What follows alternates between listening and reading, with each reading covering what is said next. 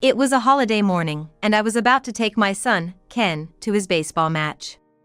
I opened the door while saying, "Hurry up." To my surprise, standing there was my husband, whom I hadn't seen in almost 3 years. "This is our home."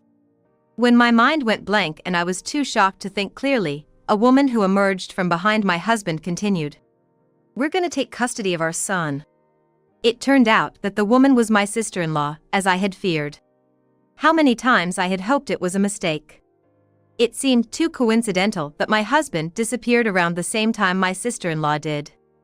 With daily life being so hectic, I hadn't been able to look for my husband, who had vanished 3 years ago.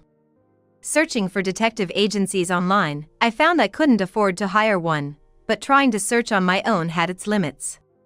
I remembered the helpless and painful feelings from that time. "Hey Holly, who are you talking to? I'm ready to go." My son, Ken, came from down the hall, asking, "Oh, it's nice to finally meet you. You're Ken, right? I've wanted to meet you for so long." I felt sick hearing my sister's cloying, sugary voice, which I hadn't heard in a long time. From the past to now, she has captivated everyone with her catchy smile and talk. It was a voice I hoped never to hear again. "Father, what are you doing showing up now? And who is this woman? We're about to head out. Move." My husband and sister-in-law stood with their mouths agape in shock. "Huh? You guys don't know?" Both of them looked past me, their faces turning pale. I could barely contain my laughter. I'm Holly Saltfield, 38 years old. Currently, I make a living through remote work. I met my husband, Ryan, when I was 33, 5 years ago. I found a lost child in a supermarket. The child wasn't a toddler but was quite young, and the supermarket was in a large mall, so he probably got separated from his parents. I walked with the boy inside the store to the information desk. That's where I met Ryan. He was raising his son, Ken, on his own after a divorce. We hit it off immediately and started dating. He proposed soon after. I was an ordinary woman, honestly thinking I'd stay single forever, so I accepted his proposal right away. Ryan didn't seem overly emotional when I accepted, more relieved than anything. We were no longer in our 20s, so I guess that was to be expected, though felt unsatisfied a bit. Though I was inwardly jumping for joy. In hindsight, he probably just wanted a reliable wife to help with parenting, especially since his ex-wife was very beautiful. I immediately took him to meet my family. His family was far away, so we'd already informed them over a video call. Ryan was undeniably handsome, and my parents and sister, who were present, were all smitten at first sight. They never dreamt I'd marry such a handsome man. And him having a kid was a double surprise. But my dad was just happy his unremarkable oldest daughter was getting married, not minding that it was a remarriage with a child. My parents always doted on my younger sister, Emily, who's 8 years younger than me, and barely paid me any attention. Indeed, Emily was adorable and had even been asked to be a model. She always got to wear cute clothes, while I was stuck with budget-friendly ones. Despite her smile and charming ways fooling everyone around, Emily was actually a bully with a nasty personality. It might not be right for a sister to say, but she'd cry crocodile tears and say, "I didn't mean it. I just wanted to be friends," even when she bullied others, and everyone, including teachers and parents of the other kids, believed her. Emily always didn't convinced if she wasn't the best in every field, and if not she showed no mercy, even to me. She'd take whatever I saved up and bought for myself. However, she eventually got bored and would break it. So, as soon as I got to go college, I moved out to live alone. My parents never really cared about me, a daughter without charm, and never expected me a life with marital happiness. So when I was getting married, they were all for it. Emily seemed like she wanted to say something but didn't make a move on a man with a child. I was satisfied that I got through the meeting without Emily flirting with my husband, Ryan. Soon after, I moved into Ryan's house. At that time, I was working as an office employee, sharing household chores with Ryan and taking care of his son, Ken.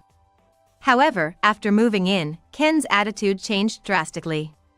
Everything had been going too well until then. He'd been saying, "I want you to be my mom soon," but he started complaining about not liking the dinner or not wanting me at his school events. I was prepared, but having no parenting experience, I was at a loss. Ryan wouldn't believe me, insisting he wouldn't say that, and claimed it was just my imagination. Sure, Ken was the same sweet child in front of Ryan. But as soon as it was just the two of us, his attitude would change, showing irritation. My friends would just say, "That's how it is with stepchildren, don't worry about it." Even when I talked to his teacher, all I got was, "He's at a sensitive age. He's just testing his new mom. He might be afraid of losing his dad's love. He feels like his real mom abandoned him, so he's anxious you might leave him too. Please be patient and respond like an adult." I already knew such things from what all the parenting books and videos say. Nevertheless, the teacher followed up with, "But Holly, you've never come to a school event, and Ken often forgets his homework and things. What do you think about that?" I was taken aback. This sounded just like something Emily would do. I was mortified, it felt like dry and preachy. Ken was popular enough to be a class president. So he was viewed by the teacher as having a stepmom who wasn't nice to him. How many times have I asked, "Didn't the school call, or have you done your homework? Are you ready for tomorrow?" But Ken always ignored me, even though I tried to talk to him almost every day. I was so frustrated and felt pathetic, wanting to scream out loud. And Ken, without a care for my feelings, continued to ignore me. I kept telling myself to be grateful he wasn't getting into trouble, as I struggled through each day. I talked to Ryan about it numerous times, but he just brushed it off. 2 years into our marriage, we were discussing having a child of our own. But seeing Ken's current attitude, I was worried about what he would say if we actually had a baby. He would probably be disgusted and look at me even colder than before. Kids in upper elementary school know how babies are made. I wanted a child, but the anxiety was overwhelming. I felt mentally cornered. At that time, I never thought about divorce, but there was a dark cloud over the future of our marriage. Maybe Ryan just wanted any woman who would take care of the kids. If we had a second child, he'd probably leave everything to me. Ryan was popular in the neighborhood, a reputed father, but at home, he barely did anything. He would come home late at night, claiming work was busy, or spend all day in bed on weekends, saying he was tired. Then one day, while I was taking Ken to his tutoring, Ryan disappeared. He usually told me when he was going out, so I thought maybe he'd gone shopping. But when I returned after picking up Ken, Ryan still wasn't back.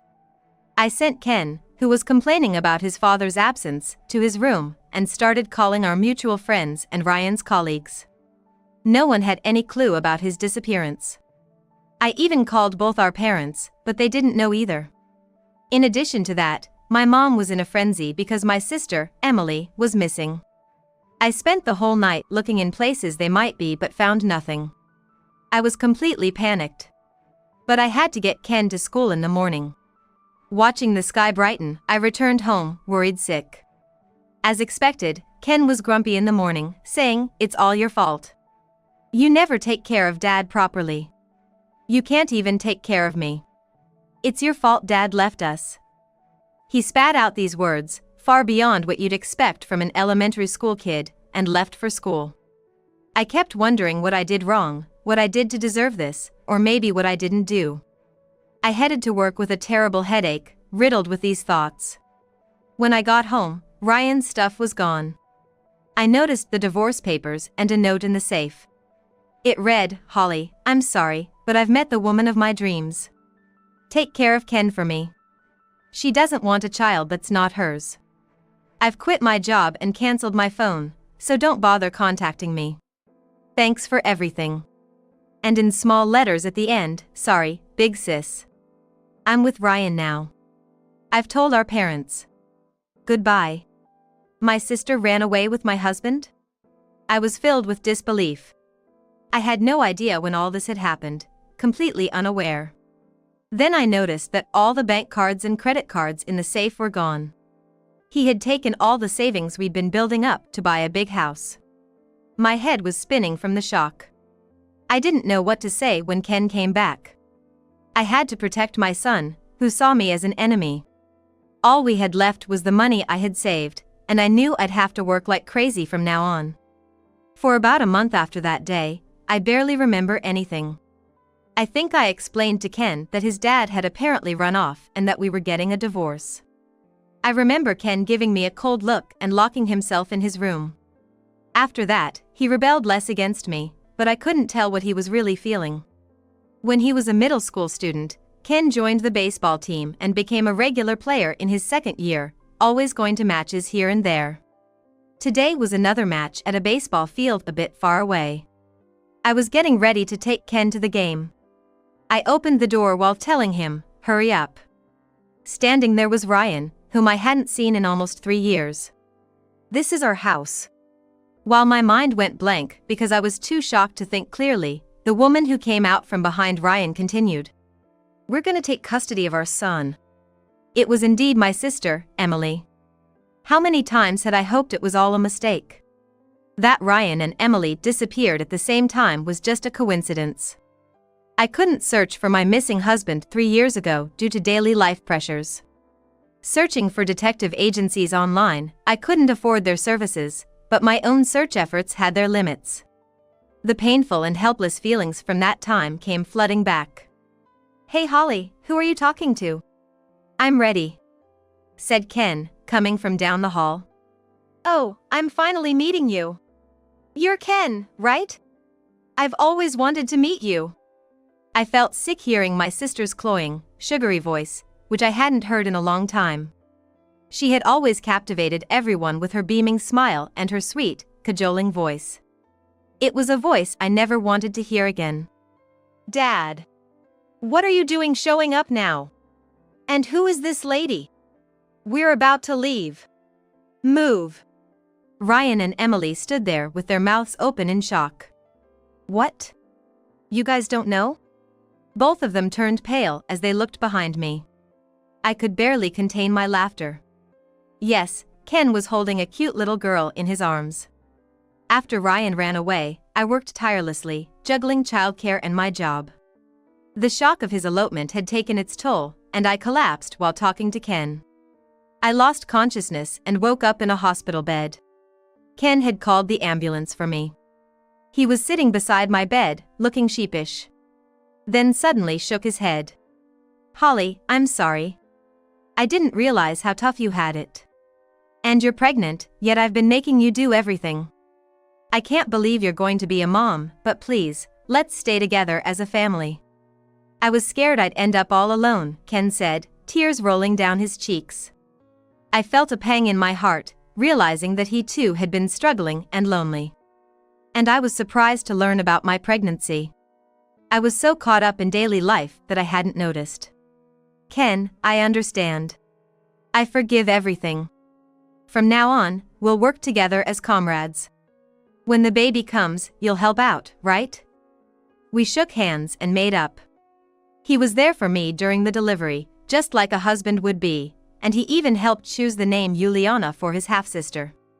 But I still don't know what Ken truly thinks of me. Is he just with me because he doesn't want to be alone, or does he see me as his mother? After all, he still calls me Holly. If Ryan decides he wants to live with him, it wouldn't be surprising if Ken chose to go with his biological father. "Well, let me introduce you to my lovely daughter, Juliana. I found out I was pregnant shortly after you left." "She's your child, Ken's half-sister," I said. I was amazed at how much humans can be shocked. Both of them were speechless. "So, Ken and Juliana, you're both Ryan's kids. Let's all live together as a family of 4. Holly, please leave now." My cunning sister quickly recovered and began giving orders. Ryan still seemed unable to grasp the situation. "Why do you think you can live here? When I filed for divorce, I went for legal advice and got the lease of this house changed to my name. You couldn't be contacted, so I let the lawyer handle everything.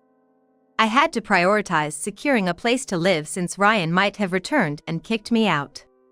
I prioritized securing a place to live above all else.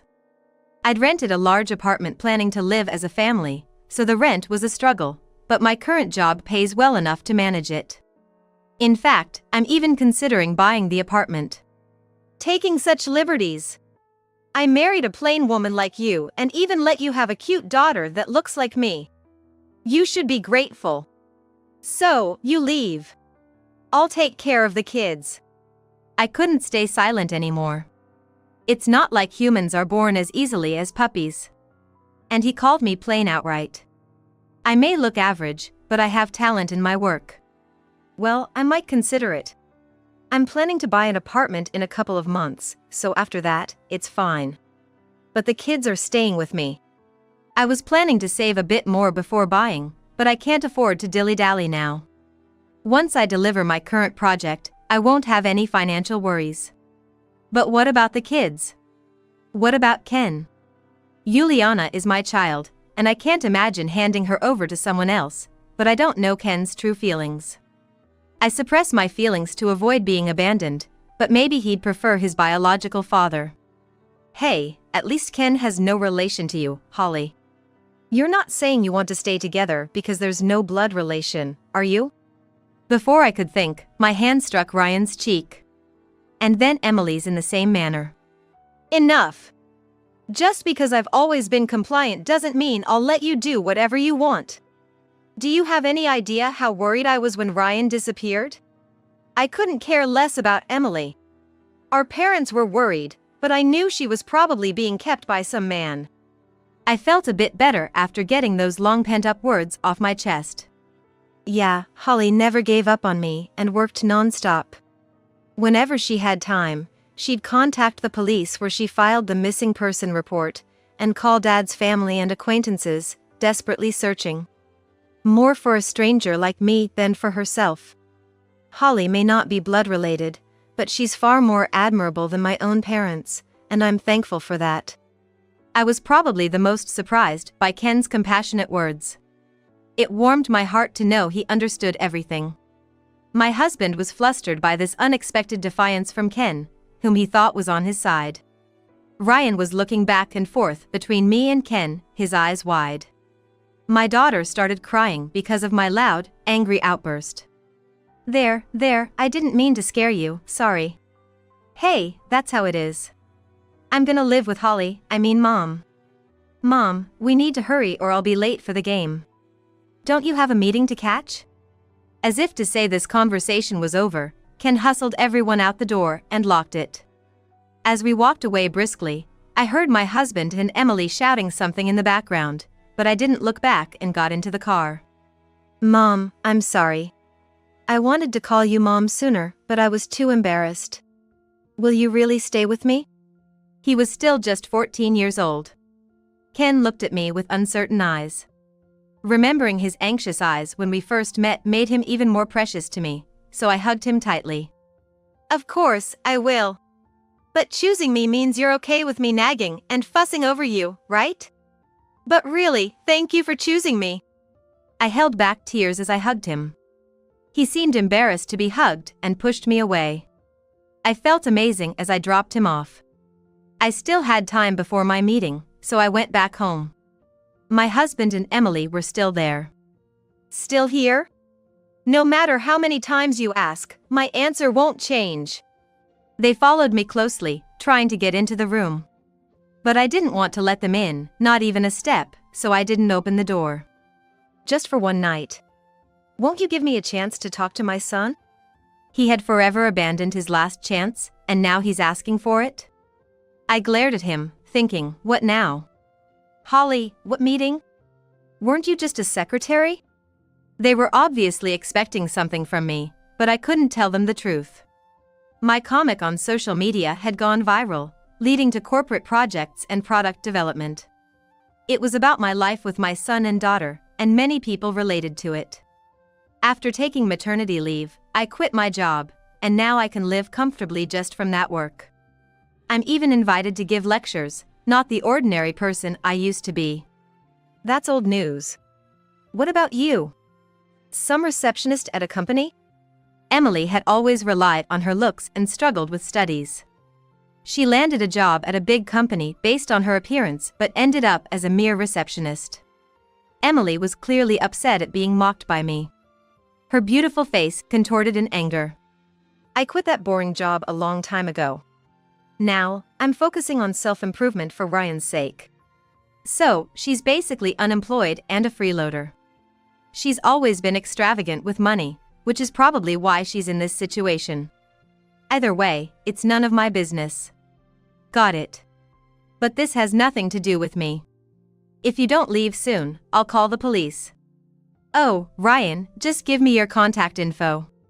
I'll reach out if I change my mind, I said, taking only his business card before sending them both away.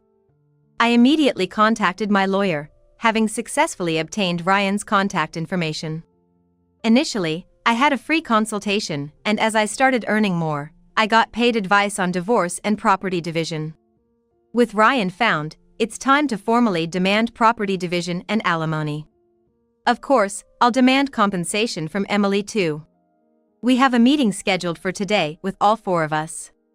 At the meeting place, the lawyer started talking right away. He demanded $200,000 each from both of them, $600 a month for child support, and the transfer of our shared properties to me. They were stunned, completely forgetting to object. It seemed they hadn't realized they could be held accountable for alimony after eloping for 3 years. Do you have any objections? Asked the lawyer, bringing them back to reality. Suddenly, they both started yelling. Shared property? There was none. It's all Holly's misunderstanding. It's because Emily kept wanting luxury bags and living extravagantly. Ryan was furious, trying to shift the blame onto Emily. What do you mean? Emily is cute, so she deserves expensive things. Wasn't that what you said when you gave me them? You're the one who went to high-end lounges, Ryan. You wanted to take Ken and get child support from Holly. Typical foolish Emily. She confessed everything herself, making it sound like a comedy show. Ryan didn't want Ken out of love, it was all about the money. Knowing this, I saw no point in discussing it further. If he really wanted custody, what should I have done? I just wanted to know his true intentions. Once I understood that, I was ready to wrap things up quickly. Enough of your shouting. Just pay the alimony and property division. That's all. I said coldly. Ryan shrank, looking down. But Emily was different. Jealous, ugly woman. You couldn't even keep your own husband. Don't act all high and mighty, you're inferior to me. Ugly people like you don't need money. You should wear cheap clothes and live modestly. Beautiful people like me need money. She was still a child. She thought she could get everything she wanted. She never tried to live by herself and always relied on someone. I was fed up and decided to silence her with my final arrow. By the way, whose bag are you carrying today? After Ryan left, many things went missing. I didn't own much, but my jewelry, pearl necklace, and brand bags disappeared. Especially the bags, I had them customized with names and charms so everyone could tell they were mine. If you don't want to be reported to the police, get the alimony ready. Ryan, you're complicit in this too. Got it? Hearing the word police, Ryan and Emily finally fell silent. They looked at me with pale faces. Their earlier bravado was gone. I felt a sense of clarity making these two superficial and empty people understand their situation. I was glad I had earnestly worked hard using my own abilities. I used to feel inferior to people who were fawned over for their looks, but those feelings disappeared. Feeling like a weight had been lifted off me, I said, "Thank you, lawyer. Please handle the rest.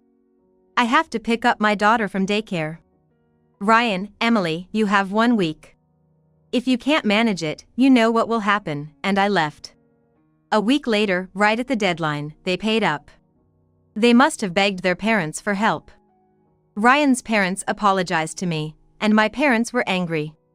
My in-laws had been suspicious when Ryan brought a different woman than the one they met over video call and didn't bring my son along.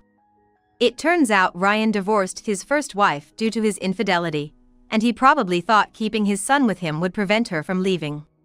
Typical of him. I was amazed but promised my tearful mother-in-law that we would visit once things settled down. She sent a substantial amount of money as alimony, which I'm saving for my son. My own parents, as usual, saw me as the villain who treated my younger sister with a cold-hearted mind. I decided to cut ties with them. Once I receive the alimony from Emily, I'll add her to my block list. Ryan seems to have racked up a lot of debt and is now working from morning to night, even doing cleaning jobs late at night. Emily entered the nightlife industry, getting roughed up there. No matter how pretty, at 30, she's treated as old. They got what they deserved. I have no sympathy for them. As for me, I moved into a new home with my son and daughter. And continued my busy life. I started dating a young lawyer from the firm that helped me, and life is fulfilling. Today is my birthday. My son is acting all fidgety. He seems to have told my daughter to keep a secret, but she cluelessly said, "Mommy, Uncle wants to be my daddy today." Maybe it's time for my daughter to have a younger sibling. Even an ordinary person like me was blessed with happiness, as I worked hard and honestly. I'm grateful that God is watching over us. I plan to keep living earnestly every day.